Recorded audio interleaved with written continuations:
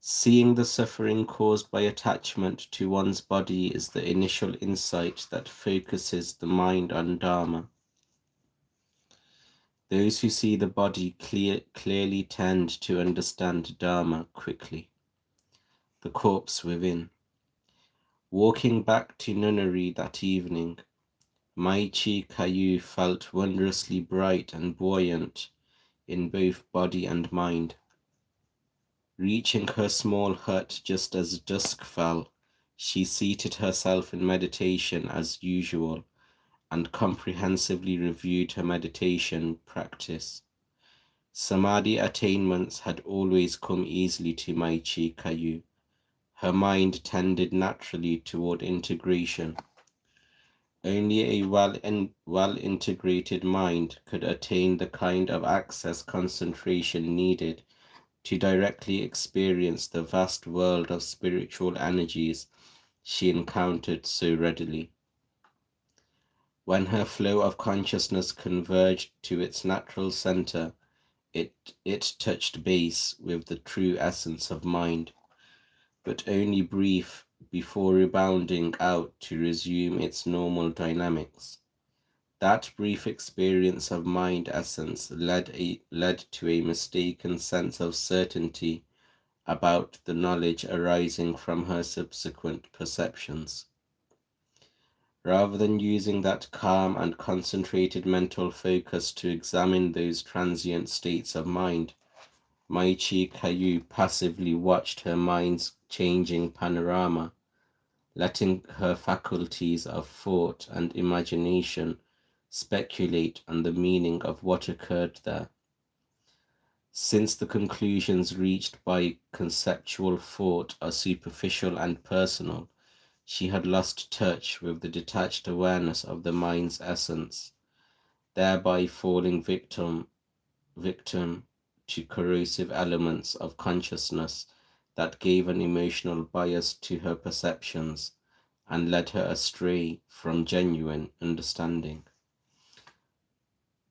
Her conscious mind became so involved with its habitual fabrications that it appeared to have an independent existence from its original essence. Ajahn Mahabua's dramatic intervention changed that. Now when her flow of consciousness converged to its natural center, it reunited with the mind's essence, completely merging into the wondrous nature of pure awareness and resting totally in supreme tranquility. Body and consciousness vanished. An indescribably subtle awareness was the only thing to remain. There was no movement, not even the slightest rippling of consciousness. Only after her mind remained immersed in tranquility for a sufficient time did it stir and begin to withdraw from the center. A brief ripple of consciousness occurred and then quickly disappeared. Yes, Messiah, I am good, thank you. How are you? Peace be upon you. I hope you are doing well. A brief ripple of consciousness occurred and then quickly disappeared. The rippling happened naturally of its own accord. It was not intended. A slight movement immediately followed by stillness. Conscious moments surfaced and vanished many times, gradually increasing in frequency until the flow of consciousness eventually re-established its normal momentum. Although she had regained awareness of her external environment, the conceptual faculties of her mind remained dormant. Her consciousness was suspended in a fluid and spontaneous state of awareness, where the knowing nature of the essence continued to overrule the mind's normal thinking patterns. Due to this spontaneity, unbounded awareness and specific perception were functioning at the same time, allowing her to understand her mind and body at a deeply intuitive level of insight.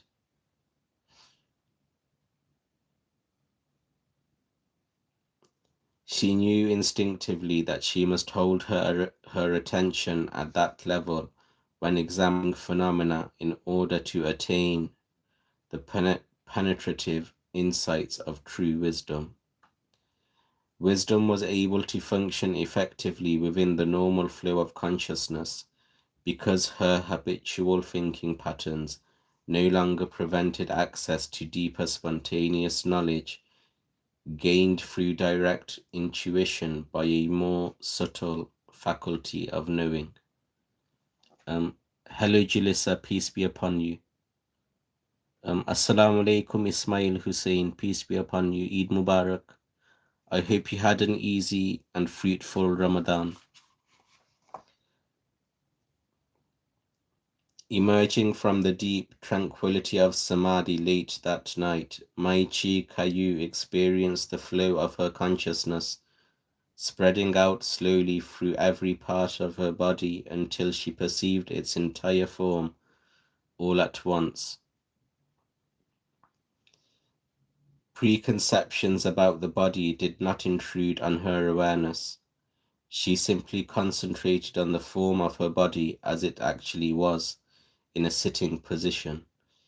Her detached awareness knew intuitively that inherent within her bodily form was a process of continuous decay that eventually culminated in the body's death and disintegration. With a profound degree of mental clarity, she picked up the thread of her body's ongoing decay and began to follow that natural course to its inevitable conclusion. The process of decay started deep within the inner cavities of her body and slowly spread throughout every part. She simply observed without thinking or imagining and allowed her body's breakup to unfold within the field of her awareness. Soon the natural course of decay for a dead body assumed a spontaneous momentum all on its own. Beginning at the head, my chee kaew let her attention gradually filter down through the whole corpse, allowing the images of decay to become sharp and clear. Because her intuitive wisdom had become fully attuned in the notion of death and disintegration, spontaneous changes began occurring in the flowing imagery. She felt her inner corpse begin to swell and slowly change color, the skin turning yellow, then molting into bluish black. As the body swelled, the skin stretched taut, then ruptured and peeled back, revealing rotting flesh and oozing fluids that quickly attracted a swarm of flies. Gradually, the stench of rotting flesh became nauseating and nearly unbearable to her internal senses.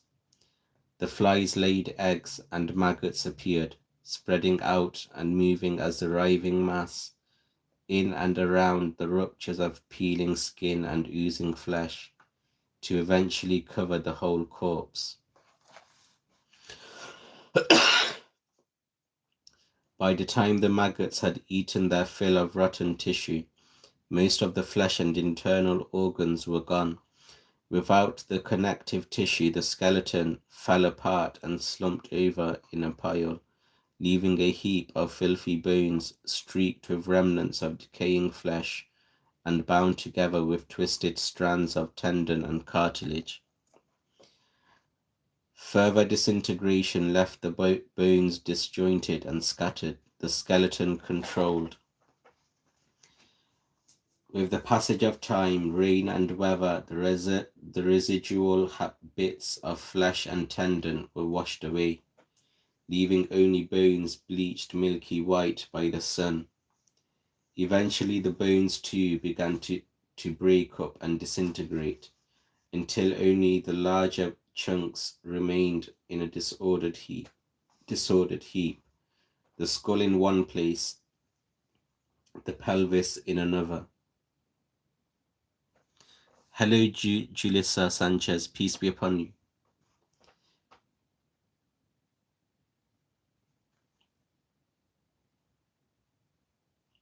Further disintegration left the bones disjointed and scattered, the skeleton contorted.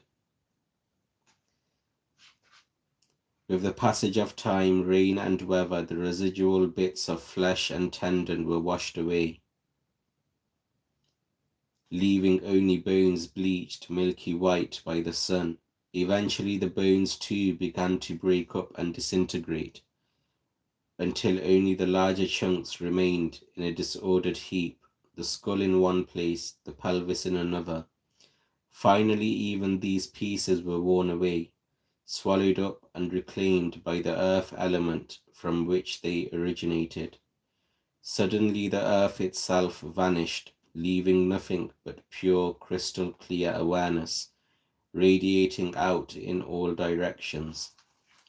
Gradually the sense of being in the midst of radiant awareness disappeared, taking with it all sense of self and of the environment. Chee Kaew meditated in that way every day. She focused on the corpse within over and over again until the experience of death and decay until the experience of death and decay became habitual features of her mind's conscious perspective, and the mental image of her body began to decompose every time she turned her attention to it. In each meditation sitting, Chee Kaew's inner eye watched the process of dissolution unfold with a deepening sense of calm and clarity. Gradually, the constant breakup of bodily substance drew her attention to the body's fragmentary nature, so she began concentrating on its constituent elements, the properties of earth, water, fire, and wind that comprise all matter. Flesh, bones, teeth, nails, and hair had the solid material characteristics of earth. Blood, urine, mucus, and other fluid secretions possessed the liquid qualities of water. Fire was present as warmth, energy, and vitality in the body. The wind element was evident in breathing, circulation, and bodily movement. Chee Kaew observed how decay broke down the material bonds that hold elements together within the body, and how it released them to revert to their original elemental state. The occurrence of death, when consciousness abandoned the body for good, released the life-giving forces of fire and wind to return to their elemental conditions. Observing further from the inner perspective of spontaneous awareness, she watched as bodily liquids seeped into the ground or evaporated into the air. When the liquid elements had either drained into the ground or vanished into the air, the bodily parts dried out, gradually dehydrating until only hardened tissue and bare bones remained. Slowly crumbling and then turning to dust, those parts finally returned completely to the earth element. Chee Kaew vividly observed bones merging with earth, the two coalescing together to become one and the same substance.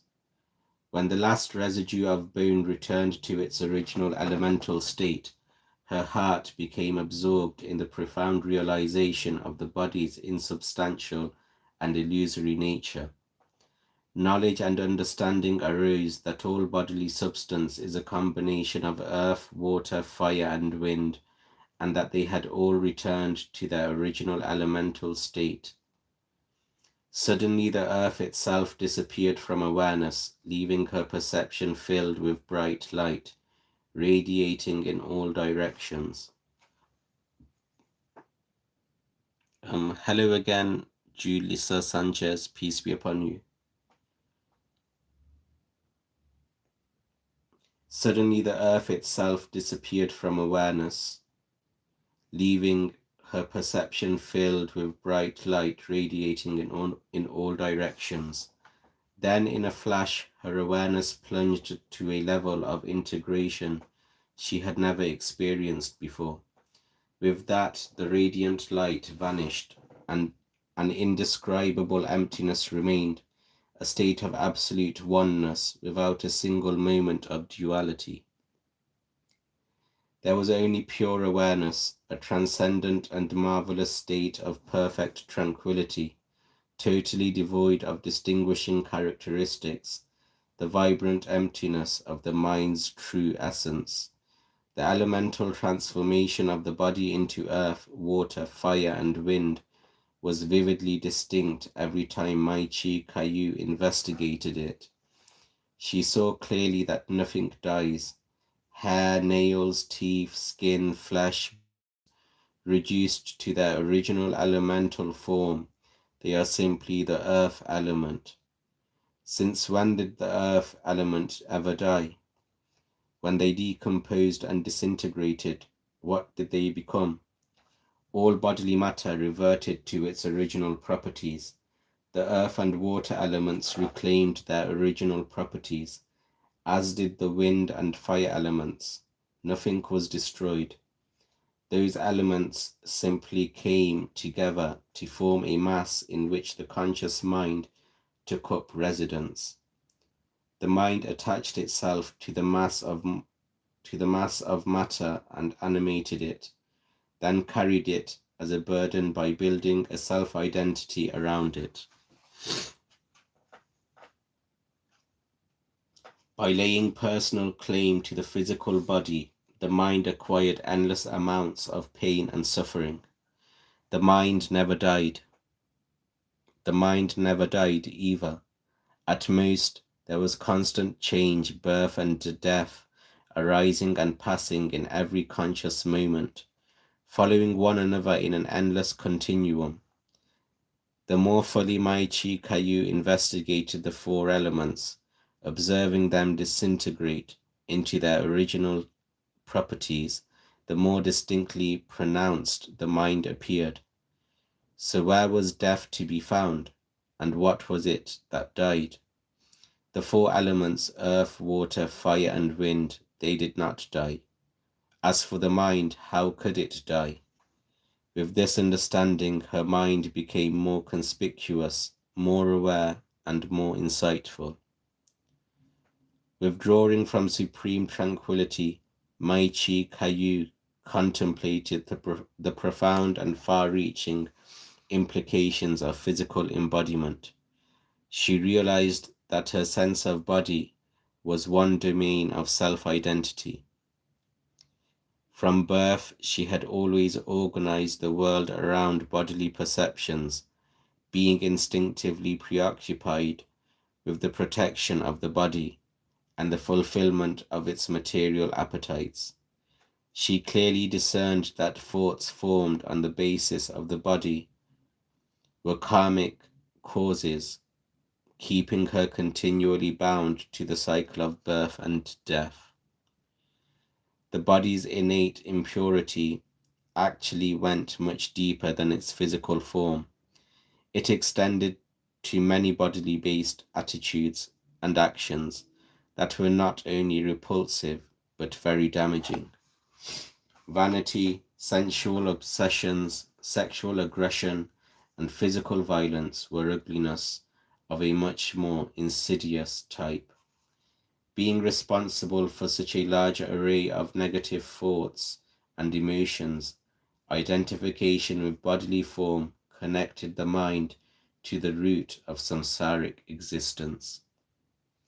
She realized that if she wanted to trace bodily attachment to its source, she would have to directly investigate those defiling thoughts and emotions and the flow of consciousness that spawned them. In a perfectly still and crystal clear pool of water, we can see everything with clarity. The heart at complete rest is still. When the heart is still, wisdom appears easily, fluently. When wisdom flows, clear understanding follows. Spontaneous awareness. Months passed by as chee Kaew's life settled into a quiet and steady passage centered on the rigors of intensive meditation. Retiring to the seclusion of her hut shortly after the morning meal, she spent the morning hours pacing her meditation path from end to end. The meditation path had become a sacred battleground for chee Kaew in her struggle to vanquish the cycle of birth and death. She paced its length with an inward focus so complete that she was unaware of her body's position or of her bare feet touching the earth. Her awareness was so internalized that occasionally her body veered off the walking surface and into the undergrowth. Without losing concentration, she instinctively steered herself back to the path and resumed walking, her attention resolutely fixed on the flowing current of consciousness. The path was shaded by a leafy canopy of towering hardwoods and arching bamboo. At one end stood a tall and slender kaew tree, under whose shade chee Kaew had built a rustic bamboo platform where she could rest and meditate during the hot midday hours. Peace be upon you. That's all for today, guys.